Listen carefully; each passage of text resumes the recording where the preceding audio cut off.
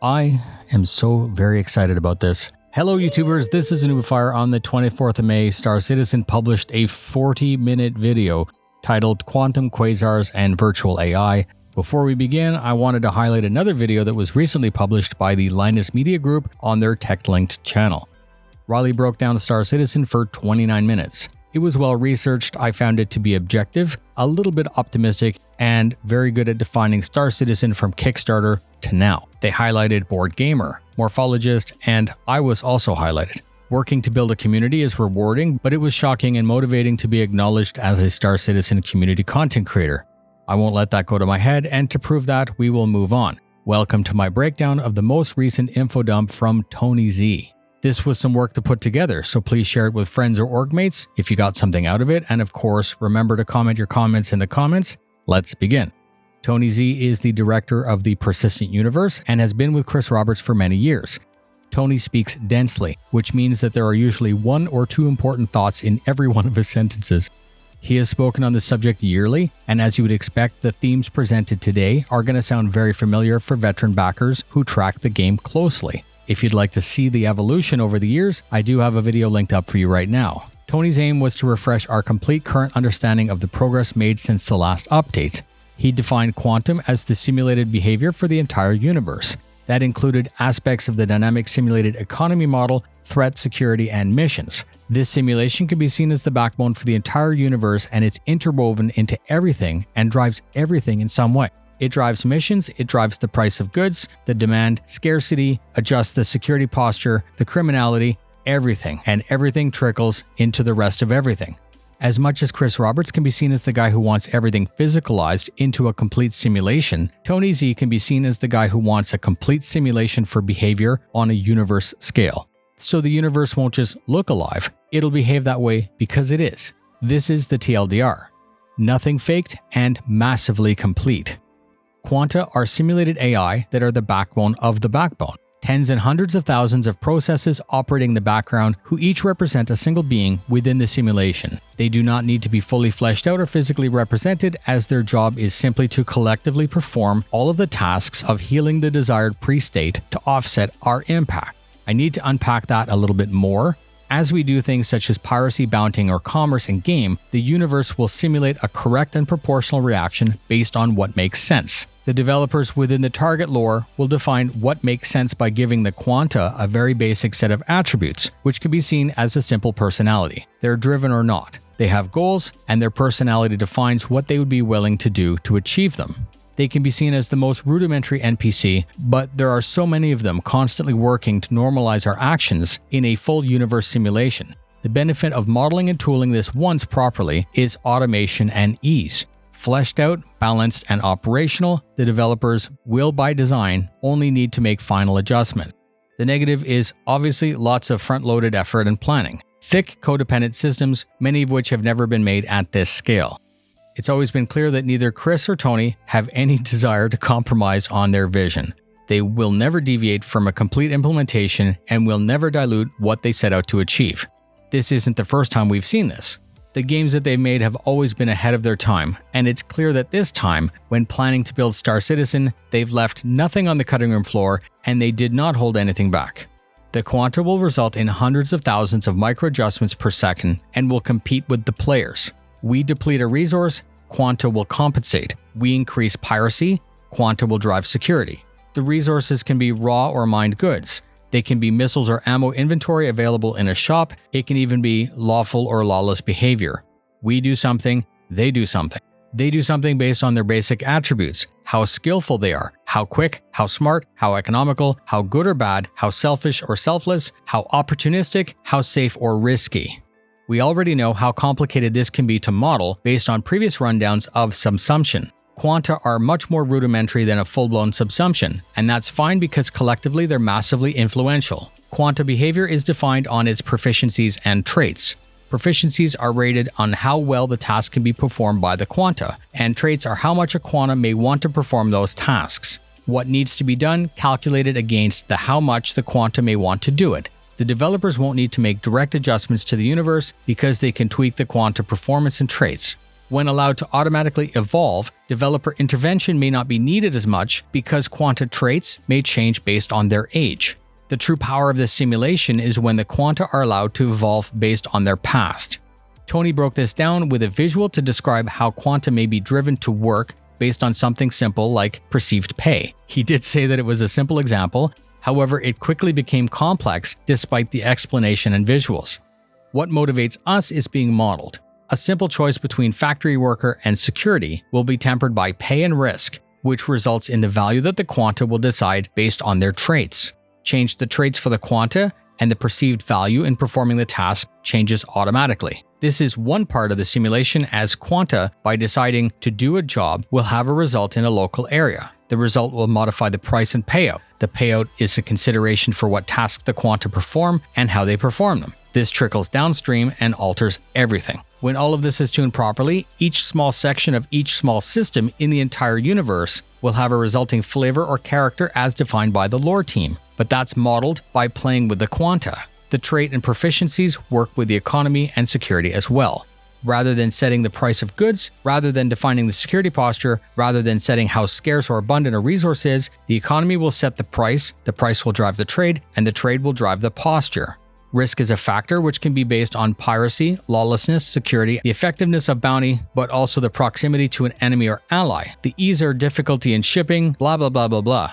All things are factored when you decide what you want to do in Star Citizen based on your personality and risk, what your org might do that night. The quanta will work the same way on a smaller scale by deciding what they want to do at that moment based on the situation and their personality. That was a gross oversimplification of what was presented, because he illustrated more and more traits while adding more and more granularity to the jobs. The more completely defined the AI is, the more it can do, and the more actions can compete with the situation. But they can't model all of this activity with subsumption because it would be hugely costly and does not always need to be physicalized to have the desired effect. They went on to say that by adding morality and aggression sliders, he was able to correctly model a reaction versus security and piracy. Without morality, the quanta might see both equally viable, which isn't good enough. It's obvious that he's been refining this idea and designing the perfect system for many, many years, well before Star Citizen, just waiting for this game with the scope and scale to support it. Tony said that they're working with 4 traits but can add more. We will now move on to how this is being coded.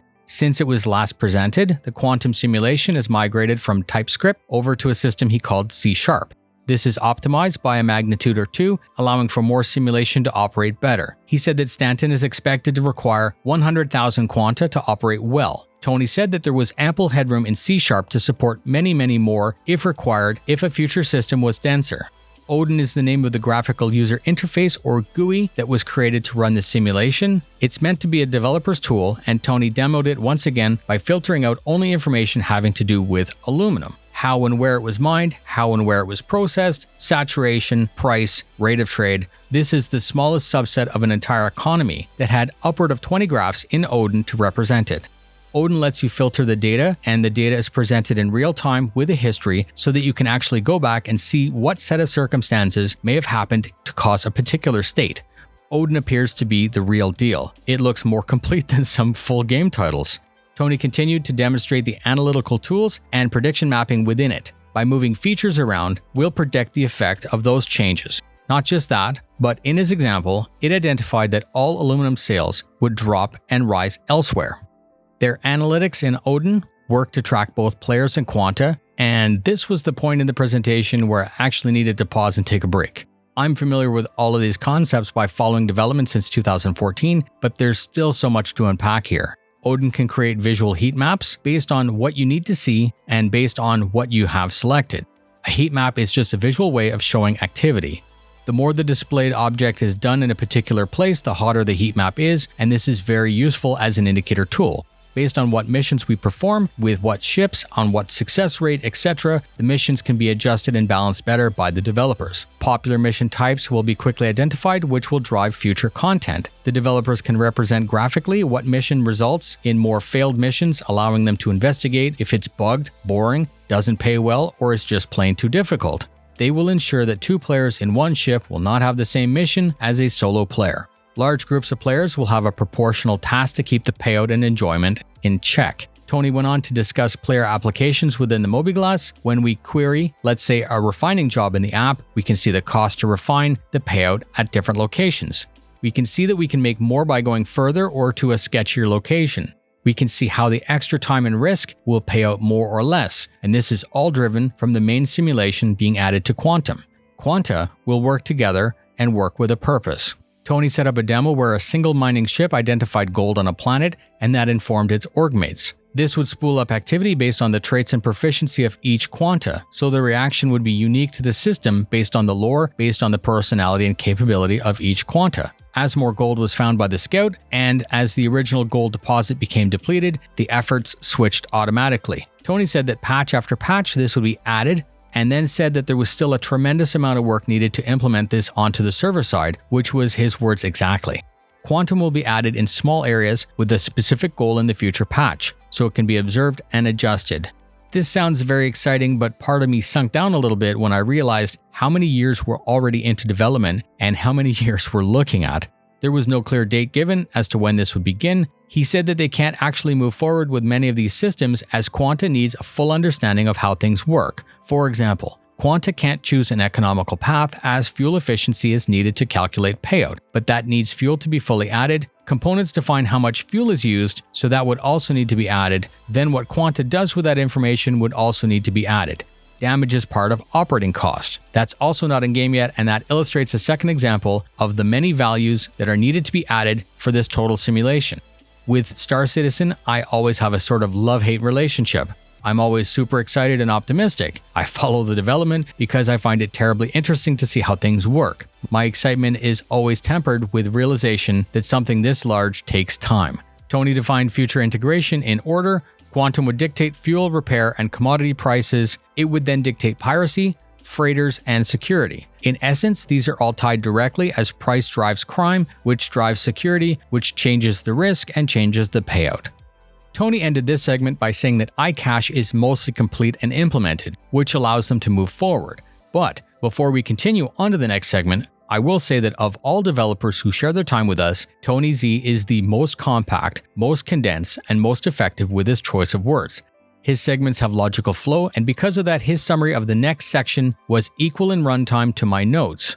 So, I have then decided that I could not offer this community any more insight or brevity, so I will simply let it play here. Tony Z is no BS, and everything he said was important, so you should invest the time to watch the next 20 minutes in full. Segue confirmed.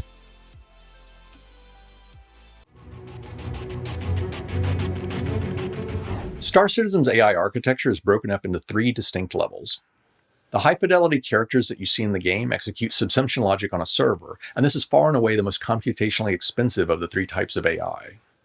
It's got a similar sense-think act cycle as the other AI, but because you can see the NPCs as they execute their tasks, there's often little to no potential for cheating or simplification.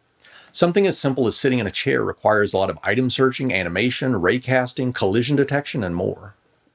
This is a problem because in starcitizen we're trying to simulate entire solar systems, and we can't afford to execute this kind of expensive logic for tens of thousands of characters that players can't even see. So we do what many games do and temporarily suspend any AI that's not in proximity to a player. This creates another roadblock though, because you can't effectively simulate an economy when portions of it are constantly being shut down and restarted, and it's the fundamental reason why quantum exists. Merging these 2 AI extremes, subsumption and quantum, solves our basic problem. NPCs look and act exactly as you'd expect when you can see them, and the universe's economic wheels always remain in motion. There's one major flaw, however, with this solution. The heavyweight subsumption NPCs that you can see and interact with don't execute any AI logic when you're not around, and thus they're severely limited in what they can do and when they can do it. Solving this issue is the responsibility of a middle tier of systemic logic that I call virtual AI. Virtual AI allows virtual NPCs, VNPCs for short, to seamlessly transition back and forth between the fully realized and physical world of subsumption and a far more efficient intangible back-end ether where they retain the ability to interface with elements of the systemic architecture just like a player. This technology is going to unleash a lot of new and exciting gameplay, but it's going to take more than a few sentences to properly explain what I'm talking about, so let's walk through it all in more detail. This is the Stanton solar system. You can see the 4 planets, ArcCorp, Hurston, Microtech, and Crusader. I'm going to zoom into the Crusader planetary area, and you can see its 3 moons, Yela, Daymar, and Selen, and the space station Port Olisar. You can imagine looking at that station, hundreds of NPCs going about their lives. This is how you think of the universe, always in motion, always changing, always real, regardless of whether you're actually looking at it or not. As I mentioned, though, that's an illusion. We can't afford it. When you're not looking, the server deactivates and unloads a lot of unnecessary baggage, but a wide assortment of backend services retain knowledge of everything that really matters and provide an active interface to those systems.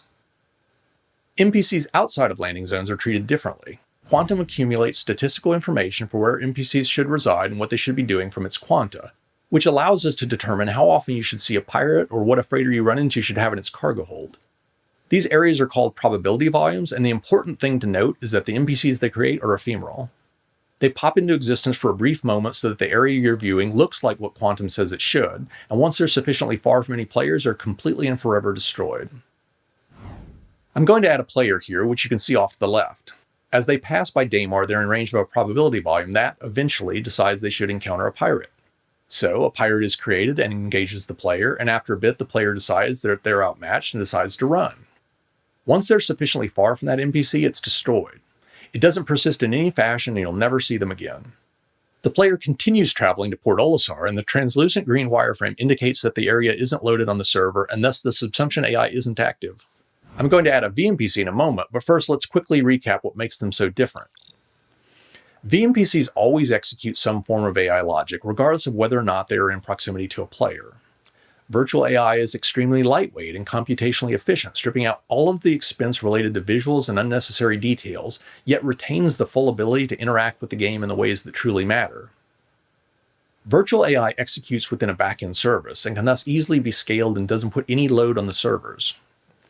VNPCs can seamlessly transition back and forth from lightweight, back-end-driven AI entities to full-blown, subsumption-driven NPCs, and are thus indistinguishable from an NPC that really did execute expensive subsumption logic all the time. Lastly, VNPCs gradually build up their own unique histories as they live out their lives. They evolve. Okay, so back to the example. Once the player gets close enough to Port Olisar, that area is streamed into existence, loaded onto a server, and the NPCs initialized to resume whatever they should be doing at that time of day. Now I'm going to introduce a VNPC pirate near the player, and they're going to immediately attack. After a few moments, the VNPC comes out ahead in this battle, and the player is killed. Because their crime was committed in range of an active comrade, it's recorded in their character history, along with the time and location of the felony.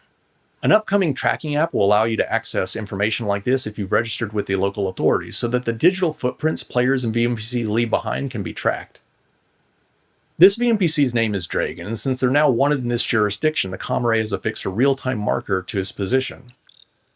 With the only player in this area dead, the server now streams Port Olisar and the comrade out, but as I previously noted, VNPCs aren't destroyed like a regular NPC created from a probability volume, and their logic isn't suspended like an NPC at a landing zone. Instead, VNPCs simply transition from their physicalized state, where authority over their actions is controlled by subsumption logic executing on a server, to their native ethereal state, where their virtual AI executes on the back end. Dragon now begins to exit the area, and the comrade continues to track his position until he passes out of range, at which point the real-time information converts to a last known position report. He's decided that he needs money and he's a bit risk-averse, so he elects to head all the way out to Yella, where there are quite a few transport freighters carrying valuable ore and little in the way of security. Okay, Dragon has arrived at Yella's asteroid field and has now crossed back into range of another active comrade, so his real-time position is now once again being reported as indicated by both the character history and the tracking marker. There aren't any players in this area, and thus none of this is streamed onto a server. Everything you're seeing is a result of a variety of different services communicating with one another. VNPCs trigger probability volumes just like players, and Yella's shows that there's quite a bit of freighter traffic in this area. So, Dragon won't have to wait very long before he generates an encounter. There's one. Dragon just caused the creation of a freighter, which itself becomes a VNPC so that it can react to what's happening via its own virtual AI. Dragon now engages the freighter. He starts firing on it. He's still within range of an active comrade, and thus this latest crime is added to his character history. He's now wanted for both murder and piracy, and the bounty on him just jumped from 6 to 10,000 UEC. Increasing the size of their rap sheet and the price on their head is one of the simplest forms of VNPC evolution, and over time we'll look to add additional ways for VNPCs to grow and increase their influence, from recruiting followers in an attempt to become a shipping magnate or a crime boss to offering their own missions. The captain of that freighter isn't going to surrender so easily. He's broadcast a combat assist service beacon that players can choose to accept, and he's offered a 3,000 UEC reward for his protection. Unfortunately for him, he's pretty heavily outmatched and he's quickly destroyed, causing the service beacon to expire before anyone can come to his aid. Bits of information like this are fed back to Quantum, and in sufficient quantity will cause all sorts of things to change. How much security patrol missions in that area pay, what transports that have to travel through that area will demand as a risk premium, and how much a ship in distress will offer for someone to come to their aid. The freighter's destruction has left some debris and possibly a few items of value, so if a player had already been en route, they might arrive to find the aftermath. Another murder has now been attributed to Dragon, and the bounty on him just once again jumped, this time from 10 to 14,000 UEC. He took a bit of damage from that encounter and is eventually going to need some repairs. A harder working pirate might look to plunder a few more freighters before heading back, but Dragon's personality attributes indicate that once he's got enough cash to cover the basics, he's more interested in drinking and gambling than piracy. So he leaves the area, and once again the real-time location tracking ceases once he's out of range of the Comare. He's heading back to Port Olisar, which is the closest location that has everything he wants. A fence to sell his stolen goods, shops to repair and restock his ship, and a bar where he can spend the remainder of his cash. The Comare near Port Olisar has been disabled, which means that Dragon's position isn't updated upon approach. The area remains devoid of any players, and thus it's still not streamed into memory. Dragon can therefore remain in his ethereal state and avoid a lot of computational expense related to maneuvering his ship, but he still needs to interface with the air traffic control service to request a landing pad and transition from his ship to the station. Services like this are always fully operational and accessible to VNPCs. That landing request is logged to his history though, so while the disabled Comare would make it a bit harder for a bounty hunter to track him, there are lots of other ways by which locational information on a character can be obtained. Dragon needed to refuel and repair his ship, and you can see those actions reflected in his history as he interfaces with the shop service that controls those operations. When a VNPC transitions to a landing zone that's streamed in, the virtual AI service that drives their logic temporarily cedes control of the character to the NPC scheduler that specifies who resides at what location. This is the same foundation upon which the dynamic populations feature will be built, except that it will be Quantum instead of the virtual AI service dictating the changes in the population. The end result is that if a VNPC is assigned to a landing zone and you're at that location, you can run into them like any other NPC. Dragon is now hanging out in the local bar, which was added to Port Olisar for the purposes of this demo. If you were to walk into the bar at this moment, he'd be physicalized with the rest of the environment and you'd actually see him there. Dragon eventually gets his fill of entertainment, or maybe he just runs out of money. Either way, it's back to work, and he'll be jetting back to Yellow to try and prey on more unprotected cargo ships. So he contacts air traffic control to get clearance to leave the area and departs. The same player that Dragon first encountered and killed is looking to exact some revenge, though, and claim the big bounty on Dragon's head. They've surmised that there might be a pattern to Dragon's movement and think that he might head back out to Yellow. So they position themselves between Port Olisar, where they know that Dragon just left, and Yella and activate a quantum interdiction field. Dragon, still in his lightweight ethereal form, initiates a quantum jump from Port Olisar to Yella and, just like a player, routes that movement through the probability volume service that is responsible for interdictions. Once he gets within range of the player's interdiction bubble, his jump is interrupted and he transitions from executing virtual AI on the back end to a full-blown subsumption-driven AI executing logic on a server so that the two of them can battle it out. If the player once again gets the worst of it, they might decide to change up their tactics a bit and wait to see if Dragon soon returns to Port Olisar, where they could try to sneak up on him on foot.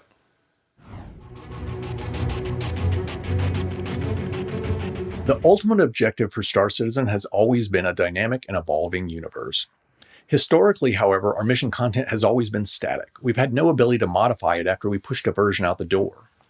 Missions have also been confined to a single server, each of which was thus its own little island, cut off and oblivious to whatever was happening elsewhere.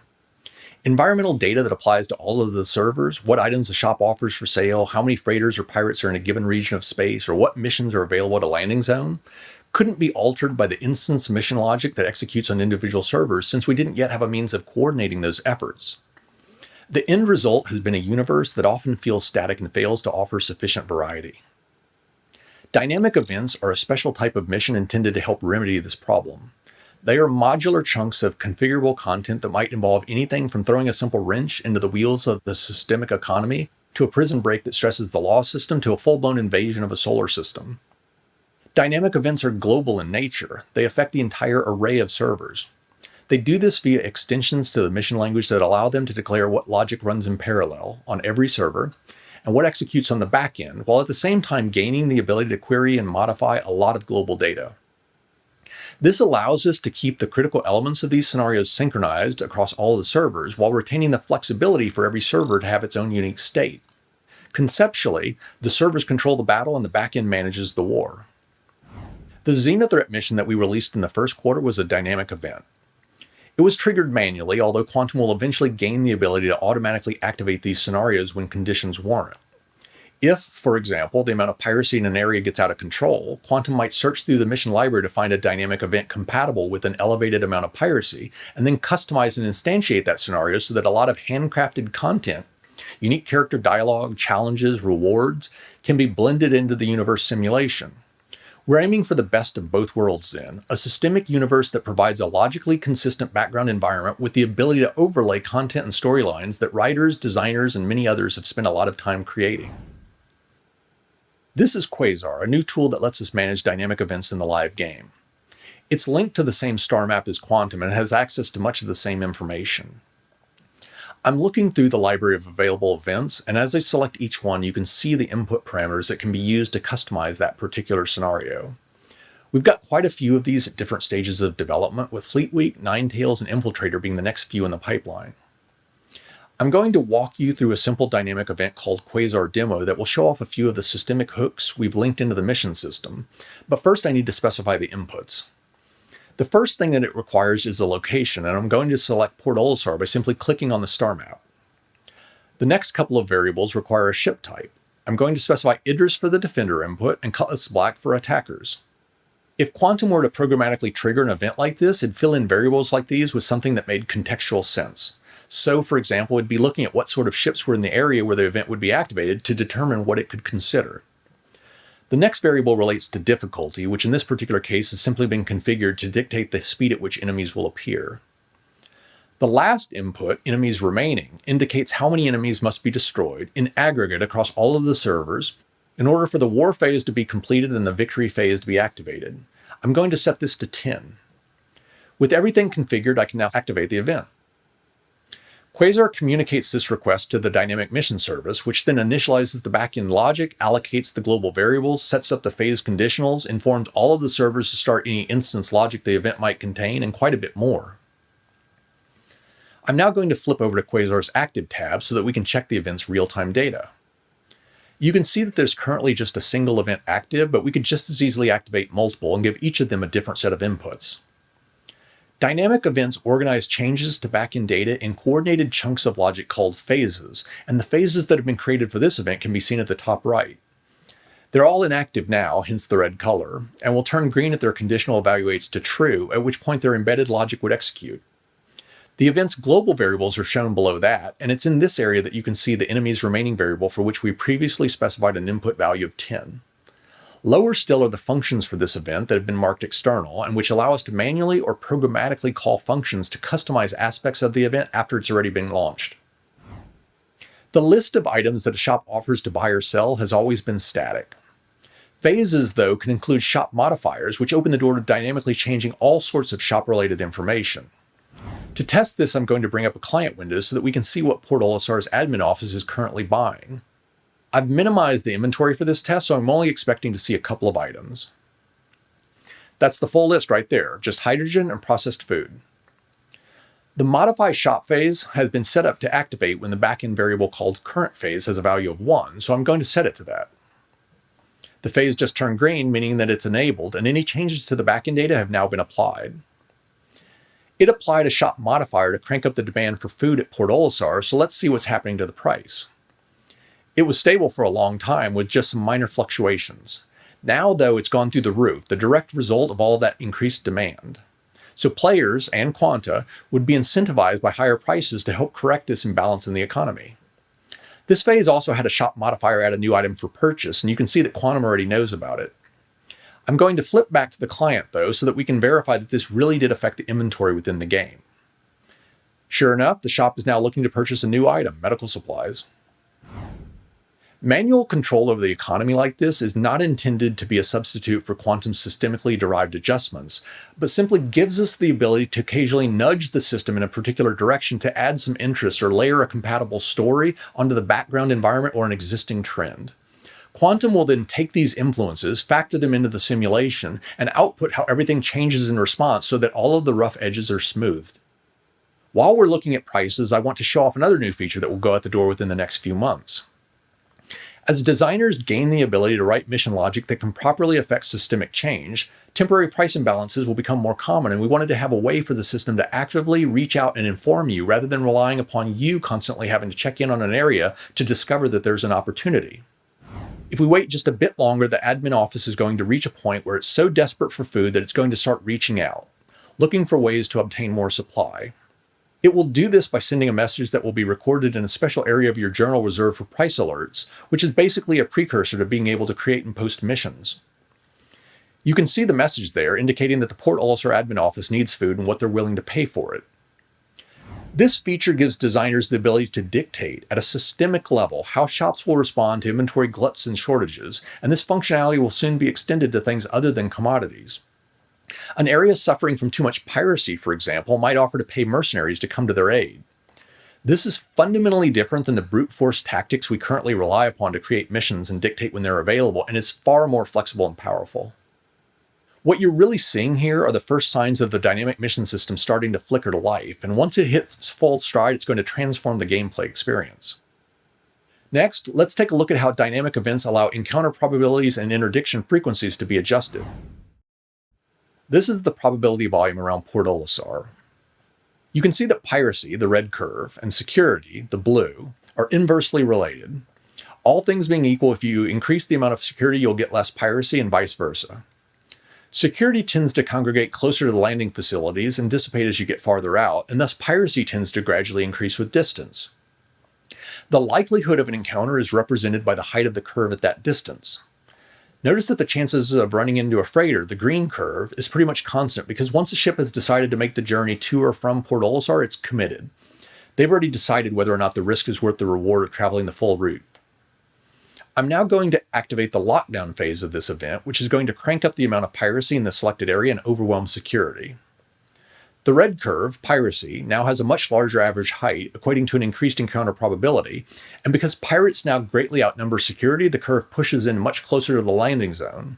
The criminals are emboldened because there's no longer sufficient security to deter them. The blue curve, security, looks identical, although Quantum will, over time, start adjusting the economic levers to gradually increase the amount of security to combat the threat by offering greater rewards. Increased piracy has had an immediate impact, though, on freighter traffic, which has dropped precipitously. This means that the local economy will start to seize up. They won't be able to import food, medicine, fuel, or whatever else they need, and they won't be able to export whatever goods and services they produce. All of these knock-on effects are only possible because designers will now be able to nudge the economic gears in proper systemic fashion. Let's test one of these knock-on effects. Now that we've adjusted the encounter probabilities, let's see what that does to quantum travel in the area. I'm going to once again bring up a game client, this time so that we can watch an Avenger Titan jumping to Port Olisar. This is a short jump, and the chances of interdiction would typically be very slim. Now that we've injected a much larger pirate presence around that location, however, that's no longer the case. We got ejected from our jump as soon as we got within range of those elevated pirate probabilities, which means that getting to Port Olisar just got a lot more difficult and time-consuming, and will remain that way until the threat is addressed. We're now to the point where we can allow programmatic modification of these data structures, and Quantum will soon start adjusting these automatically, so that all sorts of things within the universe start to ebb and flow. What all of this really means is that, even when you know that you can buy medical supplies dirt cheap at one location and sell them for a hefty profit at another, we can finally start to adjust some of the systemic elements to justify the disparity. In short, if you wanted to take advantage of Port Olisar's elevated prices right now, you'd have to fly the last mile at conventional speeds, and we'll probably see quite a bit of combat. That's going to drive up how long it takes you to make the run. You're probably going to burn quite a bit more ammo and require more repairs than would otherwise be the case, and you might want to think about recruiting some armed escorts to help you through the dangerous areas. Once the risk abates, once players in Quanta have dispatched enough of the pirates so that travel within this area returns to normal, you'll be able to much more easily deliver medical supplies to Port Olisar, but of course that increase in supply will quickly shrink the price differential. Now let's take a look at how each server can host part of a larger event while the things that really matter can remain synchronized. I'm going to enable the war phase by calling the start war function. That's going to create some staged battles involving the ship types we selected earlier around Port Olisar, the area that we previously selected. I brought up a couple of different client windows, each of which represents a different server. As each cutlass is destroyed on either server, the shared variable called enemies remaining is decremented. Once that variable reaches 0, the war phase will automatically terminate and the victory phase will be activated.